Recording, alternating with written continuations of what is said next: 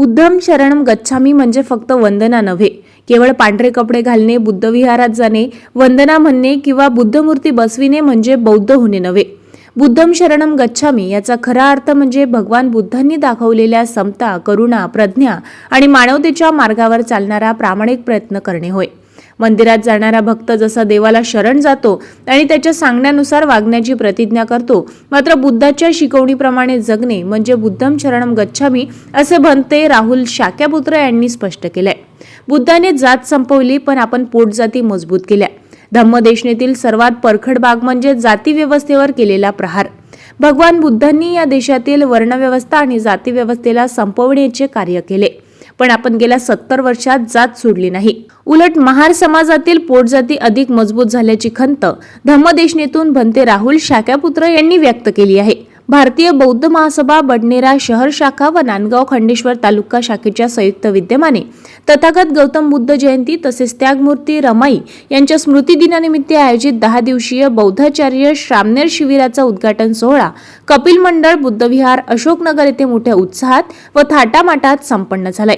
हे शिबिर 18 मे ते 27 मे 2026 दरम्यान आयोजित करण्यात आले होते. उद्घाटन कार्यक्रमाला राज्य संघटक आदरणीय विजयकुमार चौरपगार, जिल्हाध्यक्ष प्रकाश बोरकर, पूज्य भंते शाक्यपुत्र राहुल, पूज्य भदंत नागसेन, पूज्य भदंत शिल्वसलकरा, वरिष्ठ केंद्रीय शिक्षण युवराज मोरे, जिल्हा सरचिटणीस गणपत तिडके, महानगर अध्यक्षा प्रमिला शेंडे, महानगर अध्यक्ष गौतम गजबिये यांच्यासह अन्य मान्यवर धम्मपीठावर उपस्थित होते.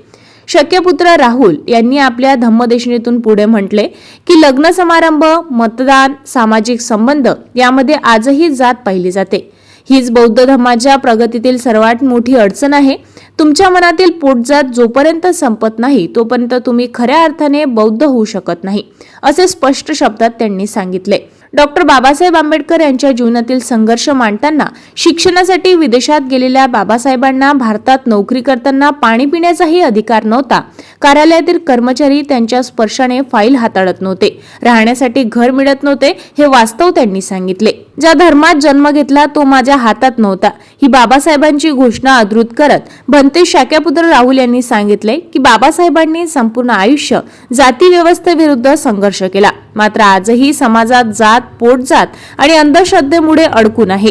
ही मोठी शोकांतिका असल्याचे त्यांनी नमूद केले. धर्म शोषण करतो तर धम्म माणसाचे रक्षण करतो. धम्मदेशने धर्म आणि धम्म यातील फरक स्पष्ट केलाय. धर्म माणसाला भीती दाखवतो, अंधश्रद्धा वाढवतो आणि शोषण करतो, पण धम्म माणसाला माणूस निर्भय नीतिमान बनवतो, सदाचाराचे विचार देतो आणि मानवतेचा मार्ग दाखवतो, असेही त्यांनी यावेळी स्पष्ट केले. बुद्धविहार हे केवळ धार्मिक स्थळ नसून समता, बंधुता, न्याय आणि संविधानातील मूल्यांची केंद्रे असल्याचे त्यांनी सांगितले आहे.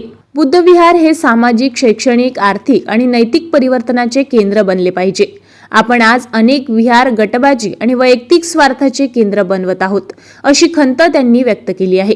महिलांना योगदानाचा गौरव महिलांविषयी बोलताना सांगितले की निसर्गाची सर्वात उत्कृष्ट देणगी म्हणजे महिला, जिच्या पोटी बोधिसत्व सम्राट आणि महामानवांनी जन्म घेतलाय. धम्म महिलांचा सन्मान करतो, तर प्रतिगामी विचारसरणी महिलांना दुय्यम मानते, असे भंते शाक्यपुत्र राहुल यांनी स्पष्ट केले.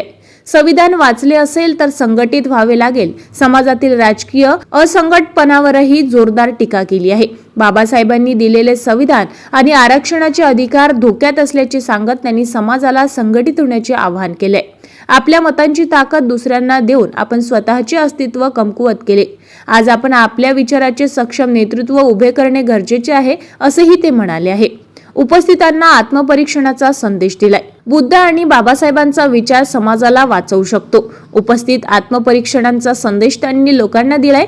आपल्याला मिळालेले अधिकार, सन्मान आणि माणूस म्हणून जगण्याचा अधिकार हा संघर्षातून मिळाला आहे. बुद्ध आणि बाबासाहेबांचा विचार सोडला तर पुन्हा गुलामगिरी येईल, असा इशाराही त्यांनी यावेळी दिलाय. शेवटी उपस्थितांना जात, अंधश्रद्धा आणि धर्मकांड सोडून मानवता, समता आणि संविधानाच्या मार्गावर चालण्याचे आवाहन केलंय.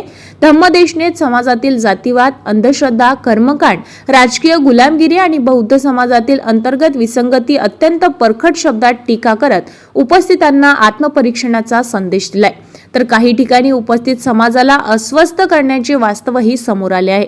मानवाचा सर्वात मोठा रोग कोणता असेल तर तो भूक रोग आहे असं सांगत सर्व जीव अन्नावर अवलंबून असून भूक लागल्यावर माणसाला विश्रांतीची गरज भासते असे सांगत त्यांनी श्रामणेरांच्या शिस्तबद्ध जीवनशैलीचाही उल्लेख केलाय। शिबिराचे उद्घाटन राज्य संघटन विजयकुमार चोरपगार यांनी केले। शिबिरात धम्य, चित्रपटक, बुद्धवंदना, पंचशील आणि सामाजिक प्रबोधन आणि व्यक्तिमत्व विकास यांच्यासारख्या 40 विषयांवर मार्गदर्शन करण्यात आले। कार्यक्रमाचे प्रस्ताविक के.डी. सांभारे तर संचालन विलास नागदिवे यांनी केले। कार्यक्रम यशस्वी करण्यासाठी राहुल शेंडे, नयन मुंडे, मदन खंडारे, आर.के. भटकर, मुकुंदराव मेश्राम, मालाती मेश्राम, पुष्पा बोरकर, खुशालराव सांभारे, विलास नागदिवे, विजय बागडे, चंद्रसेन गजबिये, अशोक बनसोड, देवानंद बडगे, संगीता खोब्रागडे, रंजना भालेवार, रावसाहेब मोहोड, सुमन राऊत, गोवर्धन रामटेके, किशोर खोब्रागडे, बाळू बनसोड, सतीश गोपनारायण, अजय पाटील, व्ही.एस. मेश्राम, अरुण शेंडे, गोवर्धन रामटेके, प्रवीण खंडारे, हरिदास घोडेश्वर, प्रकाश बागडे, अशोक तायडे, मुकुंद मेश्राम, सुनीता भटकर, सुमन राऊत, सिंधू मेश्राम, छाया बनसोड, पिंगडा उगले, जया खंडारे, सतीश गोपनारायण, रमेश देवरे, अवधूत साखरे यांच्यासह भारतीय बौद्ध महासभेचे पदाधिकारी, कार्यकर्ते यांनी सहकार्य केले।